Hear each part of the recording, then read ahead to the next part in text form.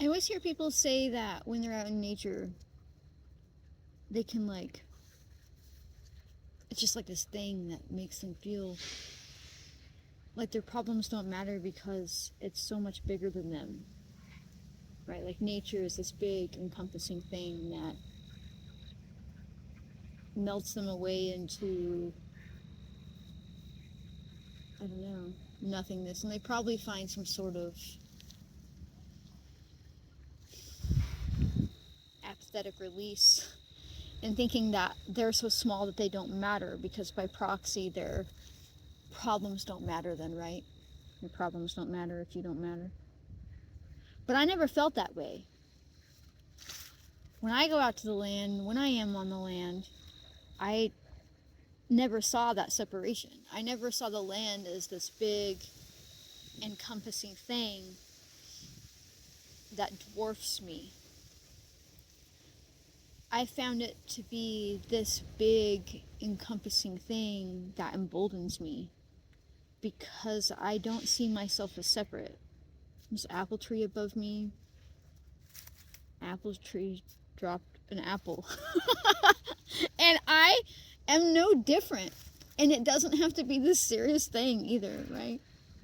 I see a lot of people talk about like land and spirituality and like how big that is.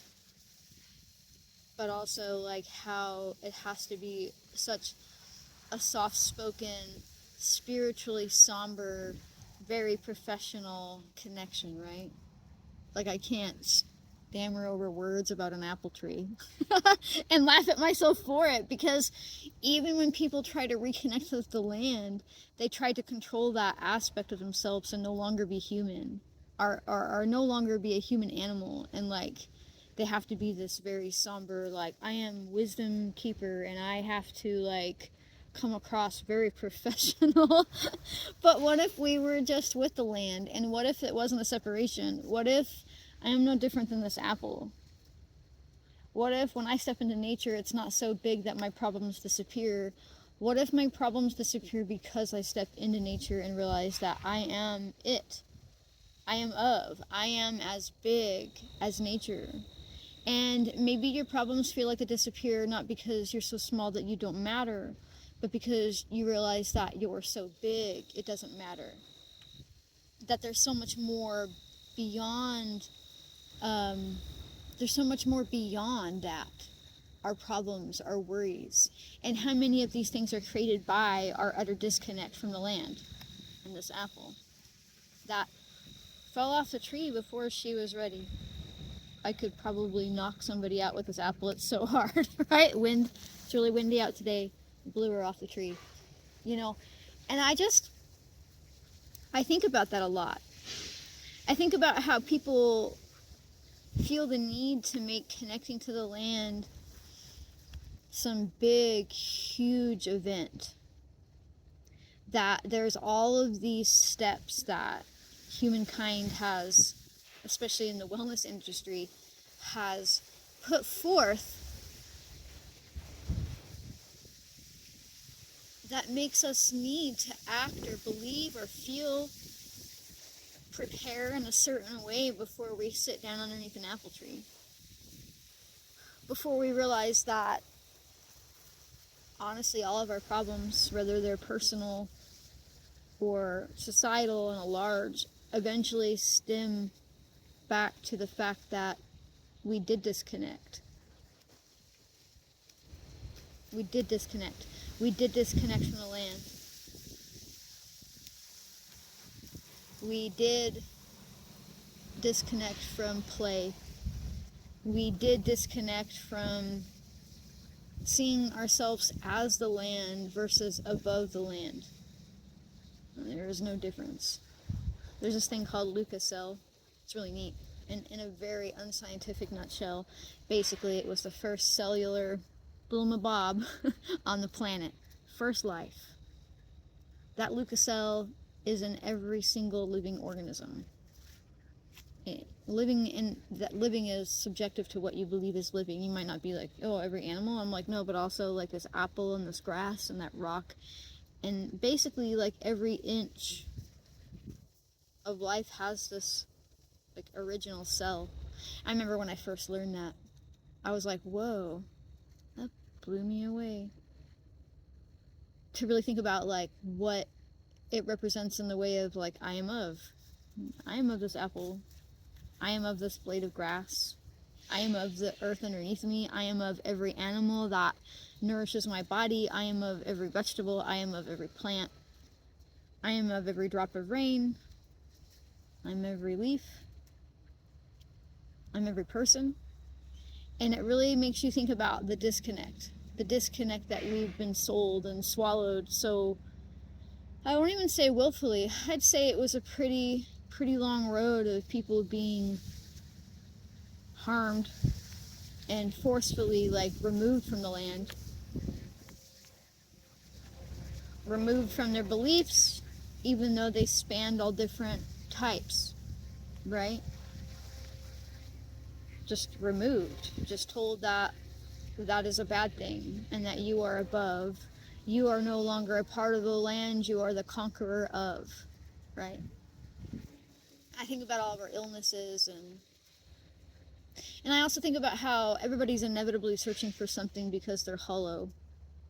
It could be a new spiritual practice, it could be a new way to resolve trauma, it could be a new partner for another night, it could be people wanting to return to homesteading. You know, the goats are going to find me talking over here. It could be any of that. It could be just materialism and things, and ultimately we're all searching for the feeling to go home. We're all searching for that thing that makes us feel connected, that aha moment. And we're all searching for the person that gives us that, right? You literally can't count how many like spiritual books and gurus and influencers there are, and some of that helps to an extent, but inevitably people typically move on to something else. And I always thought, what if that feeling of needing to go home, that thing you're missing, that thing that you're constantly looking for, what if it was just under your feet? What if it was just like sitting in the grass? What if it was the land that you are missing and you just need to go home, right? What if it was just that disconnect? Because there are a lot of people that where they're like, well, I always feel like I wanted to go home. And I went through that on a personal level. Back is itchy like crazy right there. When I was a teenager, well, I was 10 years old when I first started running away. I was 12 years old by the time I convinced two older girls to steal my parents' rig with me and drive 300 miles away. I was 13 when I hit the streets, and by the time that I was 16, I had hitchhiked to every state in the lower United States. And in all of that trauma and all of that pain and all of that hunger, and I constantly had to be moving. Now I know there's a lot of bloodline trauma and like embedded stuff in that as well, but like I was always looking for something.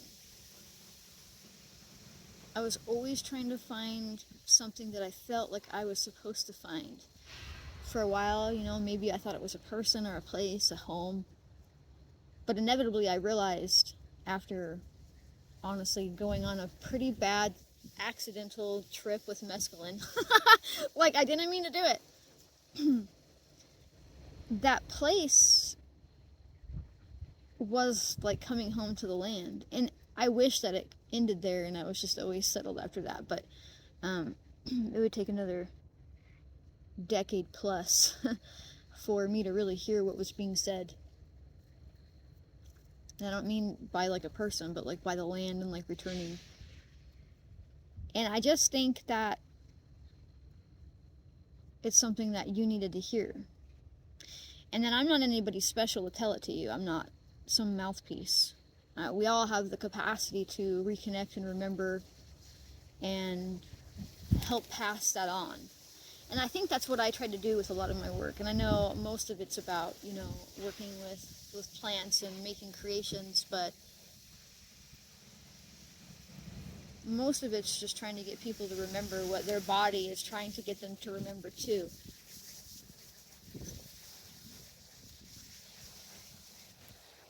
Most of it is just trying to help people to remember that, like, every inch of land is our home. And any division that we've created is solely created in our mind. The land doesn't know where you came from, where your ancestors came from, who your ancestors were in that regards of like each individual person. The land doesn't discriminate in that way. The land doesn't need your qualifications. The land doesn't even need you to be a specific way. I see that a lot too, where people feel like they can't develop a relationship with the land because they don't really feel spiritual, like a lot of the people who would be like telling them to reconnect, right? They don't feel like they fit the look or the aesthetics of what most herbalists make people think they have to look like. Maybe they don't fit the belief system. Maybe, and I really don't like that. I don't like how much it shuts people out. And I see it all the time. People will try to tell me that they've not seen that much, but if you look, you see it. You see a lot of people get shut out just by not, I don't know, fitting into that corporate niche. And there's no mistake. Like, the herbalism industry is a multi-billion-dollar a year machine. And it's really hard to check out of it. Because when you do, you get criticized. I see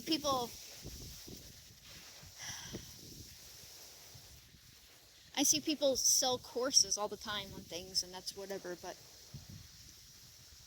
you could throw a rock in any direction in the herbalism industry and somebody will let you pay them to reconnect to the land. And I always thought to myself, I don't really know if somebody can look at the land and think to myself or themselves or what have you, I bet I could get people to pay me to tell them how to be spiritual. Get people to pay me to reconnect to the land.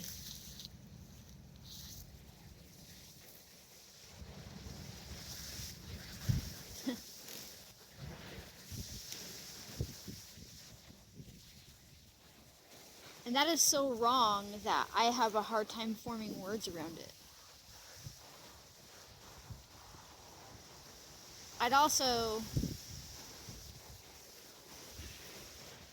I'd be so bold to say that the person who thinks they can sell a connection with the land has a pretty broken connection. Now, I don't even say that from a place of judgment. It's more like I have compassion for that person. And I can already hear it in my head. We all deserve to get paid. That's the typical argument that I hear from people who sell stuff like that. We all deserve to earn a living. And I'm not saying that we don't. I guess for me it's just a question of morality. At what point do you justify a living even though you're making it from something immoral? That inevitably ends up keeping people more separated because, I don't know about you, but most people I know, and for a vast majority of my life, I sure the hell couldn't afford to pay somebody to help me reconnect to the land or spirituality or learn about herbs, which is, a small part of it in the grand scheme of how large it is to reconnect. And so I just felt like I should probably talk about it. And it's not like I haven't talked about this before. I've been screaming into this void for a lot of years. 8+ years now. And I get lost too. There are times where I am certainly more connected than other times, where the pressures of this world and the stress of our current society, completely disconnect me. But I can always tell when it happens because things start going wrong for me. And I've always been kind of grateful for that. It's pretty much my guiding force. Like, if things are fighting me, if things aren't flowing well, not to say that you don't have to put effort into making things work, but I don't know. It feels like I'm trying to force energy or electricity to flow through something that's not a conduit, right? But when I'm connected, physically and like emotionally and like literally and metaphorically, like right now I'm connected to the earth with my bare feet on the ground, right? When I'm not connected and when I'm not here and I'm not present, it's a blockage. But when I am connected, when I am paying attention, when I am doing the work that I promised the land that I would do if she'd save my life, things start to flow. Not to say that there still isn't effort involved, but I don't know. It's just different. And I can feel it. And I want other people to feel that too. And I want other people to realize that they're smart enough to do this and that it really doesn't cost you anything. It's just a mind shift. You don't have to pay for a course, or you don't have to wear certain clothing, or redecorate your house for an entire aesthetic, or start using different vocabulary or anything. It's just kind of like remembering what it feels like to come home, maybe for the first time, and just going outside. Even if you live in a city, finding a park, putting your feet on the bare ground, paying attention to the trees and the birds and the nature that is around you instead of your phone.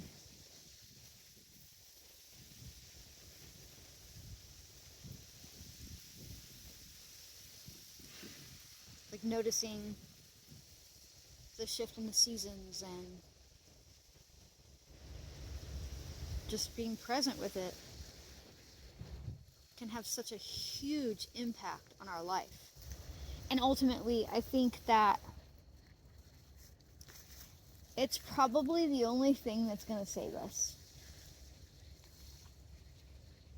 There's no stepping back what we've done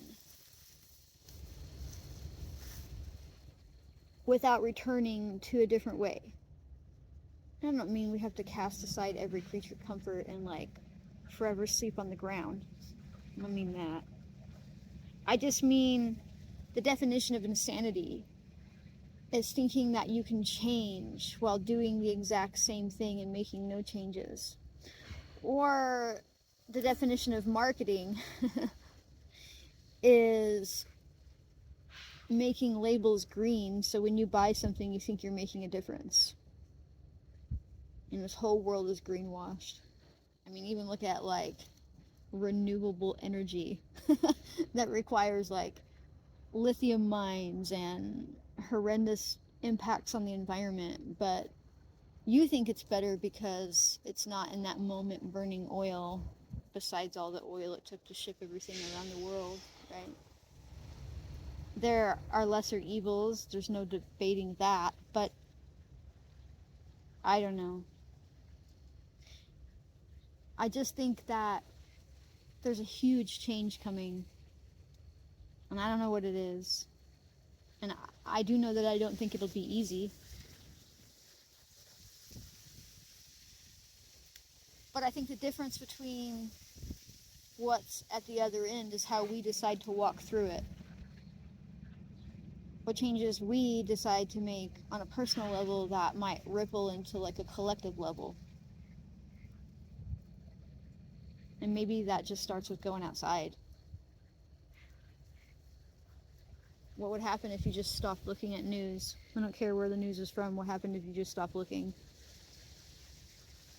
What happened if you just stopped believing all of the stuff they're telling you about why X person is bad and Y person is bad or good or this or that? It's anything that others, because that's all a construct that we've all fallen into is ultimately we're just Homo sapiens. We're the same damn animal. We're the same damn animal that has the same damn requirements to exist. I wonder if cats do what we do.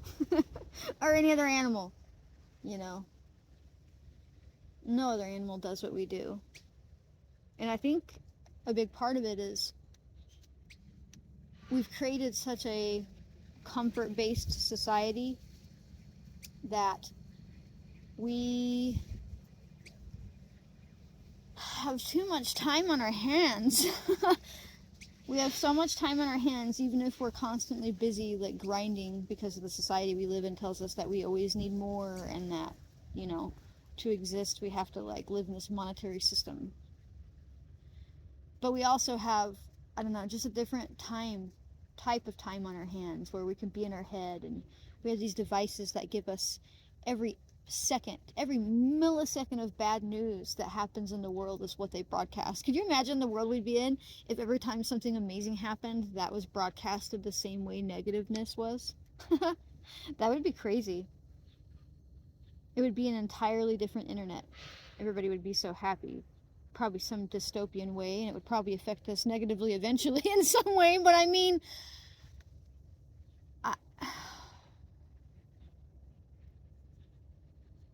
I just look at it all, and it's just all such a big disconnect, and ultimately it just comes back to that disconnect. Every road leads back to it. Every road leads back to humans with too much time on their hands and no connection to the land anymore, and ego, which isn't always a bad thing, by the way. We need ego. I don't, just to say before people demonize ego too horrendously, but we also think with that ego that we are like above, greater than, evolved past, more than this apple, right? And I guess ultimately I just felt like I thought I should come here and say, I think it's time to come home. And that home is just your feet on the dirt. That home is just hearing a river flow, feeling the wind, being under the sun without being terrified of having sun on your skin, eating an apple off a tree without washing it, you know, just come home. And I guess I just felt like I was maybe supposed to say this. So, alright, well, I hope to see you there. Bye.